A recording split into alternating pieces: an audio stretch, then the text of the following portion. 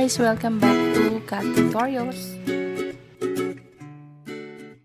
Search for IVANA ALAWI. So makikita yung mga thumbnails niya. Ganito yung style. So ganito rin yung gagawin natin ngayon. At isi-share ko sa inyo kung paano mag-edit ng ganitong thumbnail. At ang ginagamit kong application ay PixArt. So open natin yung PixArt. Make sure na mag-install kayo ng PixArt application sa inyong phone. Tapos, bago kayo mag-edit, dapat meron na kayong naka-ready na photo nung i-edit ninyo. Click nyo itong plus sign dito sa baba. And then, piliin nyo yung thumbnail or yung photo na gagamitin ninyo para sa thumbnail. So, click nyo yung all photos para makita nyo yung mga photos nyo. So, ito yung gagamitin ko. First photo. Una natin gagawin dito ay cut out natin. Cut out. Click cut out. And then, itong outline. Click nyo yan. Tapos, i-outline muna natin. I-outline nyo lang yung photo na kukunin nyo. Yung part ng photo na gusto ninyong kunin. So, yan. And then, arrow right. Arrow.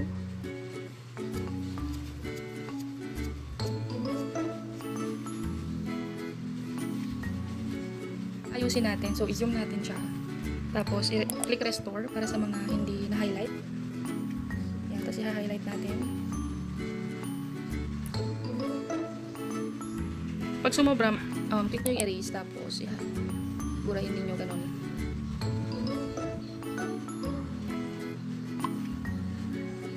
Yan. So, medyo matrabaho tong part na to, guys. Pero, okay lang yan. Kasi maganda naman ang kakalabasan. So, yun. So, hanapin nyo yung mga part na kailangan nyong i-erase at kailangan nyong i-restore. So, yun.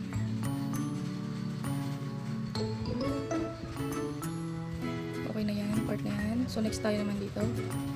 I-erase natin.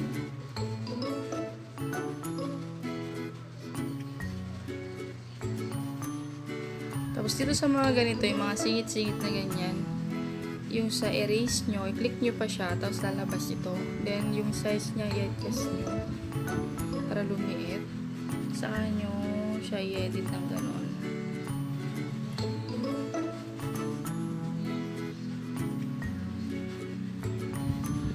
Tapos, i-adjust nyo ulit yung size. Ayun, para mas mabilis.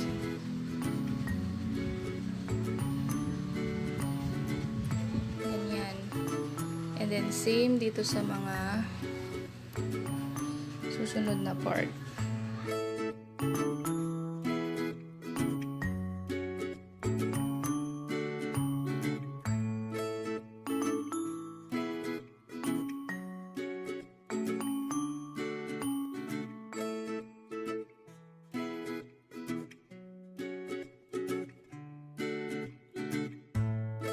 Double check nyo siya bago nyo siya i-save.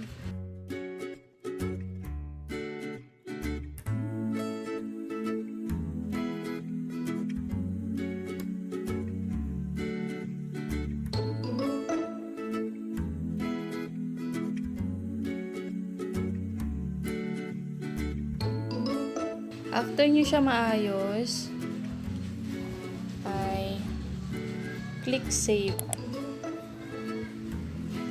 Pag na-count out nyo na siya, ang sunod natin gagawin ay magagawin tayo ng border.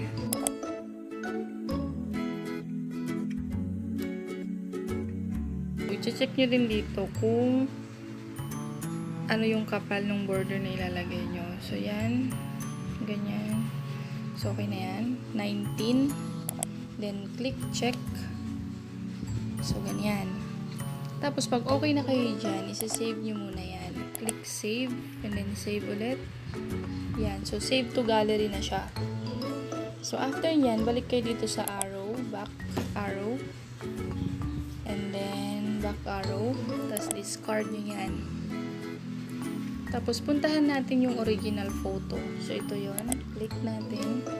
So, after yan, click natin tong effects. And then, click blur. Yan. Tapos, click nyo siya ulit. Tapos, dito kayo mag-a-adjust kung gaano ka-blurry yung photo na gagamitin ninyo. So, let's say 30. Or masyadong blurred, 25. Yan, pwede na yan. Tapos, check.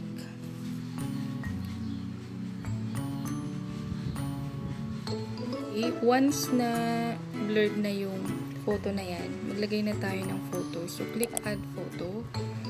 Tapos, piliin natin yung kinat out natin kanina ito. And then, add.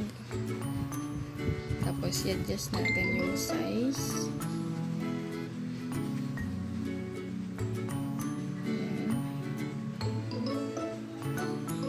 Okay, so, halimbawa, yan na yun. Ganyan siya. Or, pilitan pa natin konti. Yan, ganyan.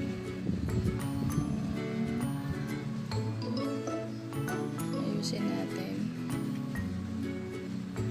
Okay, so, ganyan. Pag okay na kayo dyan, i-click nyo tong check dito sa taas. Yun. So, next naman natin ay yung title. So, ang ginagawa po kasi namin dito sa video na to ay whisper challenge. So, lagay natin yung whisper, click text, then type natin whisper.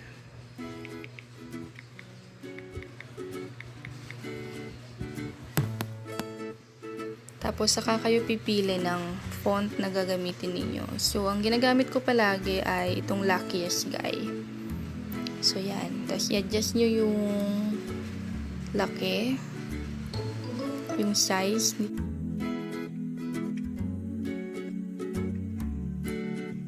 Ganyan. Or kung saan nyo gustong ipwesto, dito na lang sa baba. Ayan. For example, dito.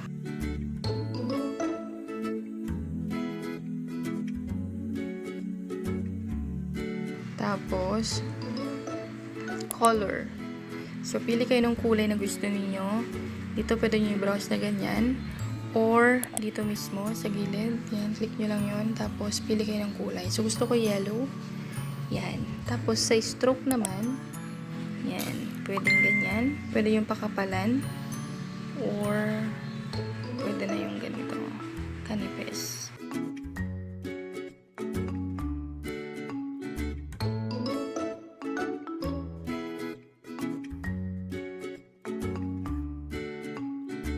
Ang sunod naman natin ay yung challenge na word.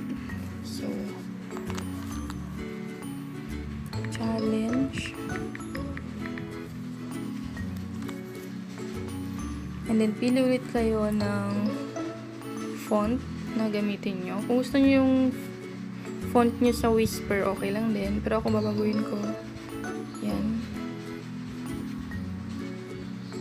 Yan. Tapos, pili ulit kayo ng kulay kung gusto nyo baguhin yung kulay or kung gusto nyo mag-stick na dyan sa kulay na yan na white. So, ngayon gusto ko black. Tapos, yung stroke is yellow.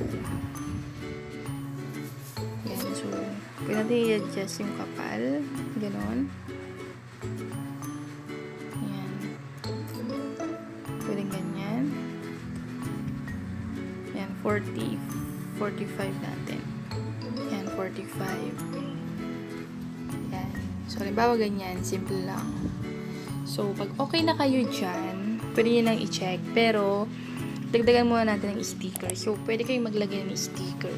Click nyo lang yung sticker and then mag-search kayo dito kung anong gusto yung sticker. Halimbawa, laugh or laughing emoji, gano'n. So, click nyo yan. Tapos marami kayo makikita dito na laughing emoji. So, halimbawa, ang pipiliin natin ay... So, example, ito na lang. Yan. So, i-adjust nyo yung laki niya. Tapos, i-adjust nyo kung saan nyo siya ilalagay. So, halimbawa, dito sa gitna. Yan. So, ganyan. So, okay na ako nyan. Check ko na siya. And then, yung arrow, right arrow. Tapos, save. Save. So, yan, nag-save na. So, ngayon naman ipapakita ko sa inyo kung paano magpalit ng thumbnail or maglagay ng thumbnail sa inyong YouTube video. So, kailangan meron kayo nitong application na to. Gagamit tayo ng YT Studio ito. Make sure na mag-install din kayo nito. Tapos, mag-login kayo dun sa account na i-edit ninyo. Tapos, scroll nyo siya, and then, piliin nyo yung video, view more, na papalitan nyo ang thumbnail. So, for example, itong Whisper Challenge. So, click natin to. Tapos, nakikita nyo itong pencil icon dito sa taas. Yung parang lapis. Click nyo yan. And then, click nyo ulit to, pencil ulit. Tapos, dito nyo siya babaguhin. So, change. Click change. Click nyo tong tatlong line dito sa left side. Tapos, click recent. Para lumabas yung ginawa natin. So, ito na lumabas na. Click nyo yan. Ayan. So, i-adjust nyo lang siya para masentro natin. Yan, nasentro na. So, pag okay na kayo dyan, just click select and then save. Ayan. So, napalitan na natin yung ating thumbnail. Balik tayo dito. Ayun. As you can see, andyan na yung thumbnail na palitan na. Ngayon, minsan, pag pupunta kayo sa YouTube application dito, hindi pa siya agad-agad magpapalit. So, okay lang yun. At least, napalitan nyo na siya doon sa YT Studio. After a few minutes, magpapalit na rin yun. Pero let's see ngayon. Check natin. Yan. So, tingnan natin yung video na yun. Kung nagpalit na siya. Ayun, nagpalit siya. So, ito na yung video. Nakita nyo, yan na yung thumbnail niya. Napalitan na natin. So, yan na yung thumbnail. See, ganun lang po kasimple yung pagpapalit ng thumbnail sa ating mga YouTube videos. Ang mahirap talaga yung editing part kasi mabusisi yun. Ganun.